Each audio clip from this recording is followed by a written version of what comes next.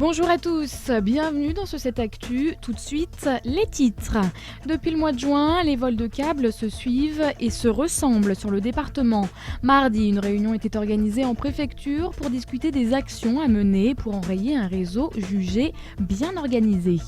Des terrains de foot appréciés mais fermés au grand public. Sur notre secteur, les terrains synthétiques nouvelle génération se multiplient. Chers à l'achat mais peu à l'entretien, ces stades haut de gamme n'ouvrent leurs portes qu'au club. Pourquoi ? Fabrice Joubert nous dira tout. Enfin, les collèges du département se modernisent. Cet été, des travaux ont permis d'équiper certains collèges en fibre optique et tableaux numériques. Exemple au collège Louis Aragon à Torcy. 47, c'est le nombre de kilomètres de câbles volés depuis le mois de juin. Mardi, le groupe Orange, les forces de l'ordre et des représentants de l'État se réunissaient en préfecture pour discuter des mesures à prendre face à un tel constat. 28 communes seine-et-marnaises ont été touchées par ces vols, dont Embrunville. Le préjudice causé à Orange s'élève à près de 600 000 €. Un dimanche matin classique sur un terrain de foot à deux exceptions près. Ici, pas de terre ni de pelouse, c'est un terrain synthétique de dernière génération. Et surtout, c'est un terrain fermé au grand public. Portail cadenassé, grillage arraché.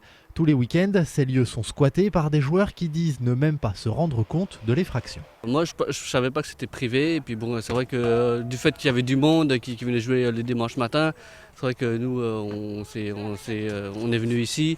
Ce terrain appartient à une grande école privée de Champs-sur-Marne. Il y en a quelques autres, notamment un municipal à côté du lycée géant de Chelles. Reste le problème de l'investissement. Ça coûte entre 700 et 900 000 €, 2 fois plus qu'un terrain classique. Mais avec un avantage de poids, c'est jouable toute l'année, même sous la pluie, contrairement au gazon habituel. La conséquence, c'est un grand succès du terrain. Les joueurs s'organisent entre potes et viennent tôt pour être les premiers arrivés. Et parfois même, ils viennent de loin. Justement, j'habite dans le 77, mais de l'autre côté de 77, on doit faire à peu près une demi-heure, 40 minutes de route pour venir jouer ici. Alors pourquoi ces terrains sont-ils fermés au grand public ? Pas à cause des frais d'entretien. Ici, pas de jardinier, pas de tonte, pas d'arrosage, et en plus le terrain est réputé inusable. Non, par contre, le synthétique est très fragile et il a donc ses propres règles à respecter. Par exemple, il ne faut pas aller sur ces terrains-là avec les mêmes chaussures que sur les terrains engazonnés. On ne met pas de crampons. Il faut surtout éviter les cigarettes. Il faut surtout éviter le verre. Enfin, vous voyez, tout un tas de petites choses qui paraissent toutes bêtes. Là, ça peut être très endommageant pour le terrain et coûteux pour la ville. Coûteux, mais aucun chiffre n'est disponible. Peu de villes ont fait le pari de financer des projets aussi lourds, même plus petits, comme ici à Champs-sur-Marne, avec 2 city-stades de qualité, comme celui de Pablo Picasso qui rencontre un vrai succès. Le gouvernement tente de rassurer concernant le Grand Paris Express. Si le milliard d'euros qui devait financer le début de la ligne entre Pont-de-Sèvres et Noisy-Champs ne sera pas versé, Cécile Duflot assure la pérennité du projet et l'engagement de l'État. Actuellement, le ministère des Transports évalue les coûts et la durée des travaux prévus afin d'établir un plan de financement au début de l'année prochaine. Sur notre secteur, 2 nouvelles gares sont prévues à Chelles et Champs-sur-Marne. Le nouveau traité européen n'a pas fini de faire parler. Ce jeudi soir se tient l'Assemblée citoyenne du Front de gauche pour le canton de Torcy, à la maison des fêtes familiales de la ville. Le thème de la soirée sera ce fameux texte controversé. Un débat ludique devrait être organisé. Adieu les tableaux à craie, l'ère est au tableau numérique et dans notre secteur, le collège Louis Aragon de Torcy est l'un des premiers à s'être équipé pour la rentrée. Toutes les salles de classe en bénéficient et toutes sont raccordées au très haut débit. Ça aussi, c'est une nouveauté. Monsieur Emrassi est prof de technologie et aujourd'hui, comme à chaque cours, il utilise le vidéoprojecteur interactif pour diffuser des documents, les modifier et les enregistrer. Donc l'avantage, c'est de pouvoir accéder à des informations sur Internet très rapidement, visualiser des vidéos également, écouter de la musique. C'est l'avantage d'avoir quand même une source, des ressources presque, je ne vais pas dire à l'infini, mais presque. Donc c'est aussi permettre aux enseignants d'avoir des outils qui soient à l'heure du temps aussi. À l'heure du tout écran, ces tableaux, c'est aussi un moyen d'intéresser les élèves aux cours et les faire participer. Pour eux, c'est clair, il y a un avant et un après. L'année dernière, c'était pas la même chose. J'avais le même prof, mais grâce à ça, c'est mieux, je trouve. Ça nous captive plus vu que c'est électronique, on veut savoir comment c'est. Alors qu'avant c'était juste avec un stylo, vous voyez.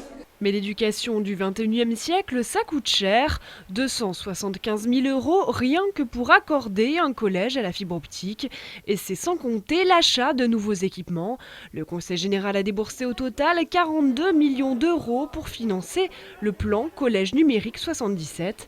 La facture est salée, mais justifiée pour les élus qui ne voulaient pas passer à côté de cette petite révolution numérique. Je pense que c'est un investissement nécessaire. Je crois que le premier des investissements dans le cadre de la crise, c'est la formation et la recherche. Et c'est loin d'être un luxe. On n'est pas dans le superficiel, on n'est pas dans l'Internet ludique, on est vraiment dans une offre éducative qui est appréciée par les enseignants, par les familles et par les enfants, qui réduit la fracture numérique. D'ici à la fin de l'année, 34 collèges bénéficieront du très haut débit et de vidéoprojecteurs interactifs.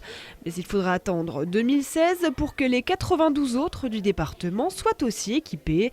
D'ici là, les tableaux peut-être seront dépassés.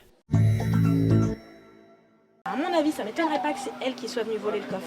Mais qui a volé le trésor de Jack le pirate? C'est ce qu'a essayé de découvrir ce mercredi matin la cinquantaine d'enfants du centre aéré de Roissy-en-Brie. Une enquête géante organisée dans le cadre du 4e festival du polar qui se tient jusqu'au 7 octobre. Si vous pensez avoir l'âme d'un Sherlock Holmes, rendez-vous samedi et dimanche à la bibliothèque de Roissy pour 3 nouvelles enquêtes tout public, cette fois à l'époque victorienne.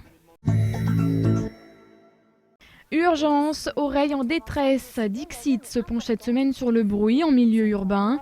Que font nos villes pour lutter contre les nuisances sonores? Réponse dans Dixit après le journal. Au-dessus de 100 décibels, on atteint le seuil de danger. La tolérance maximale de l'oreille humaine se situe à 120 décibels. Au-delà, les traumatismes peuvent être très importants. Ils sont irrémédiables et il suffit parfois d'une seconde. Fin de cette édition, merci de votre fidélité. On se retrouve jeudi pour toujours plus d'infos locales. Salut!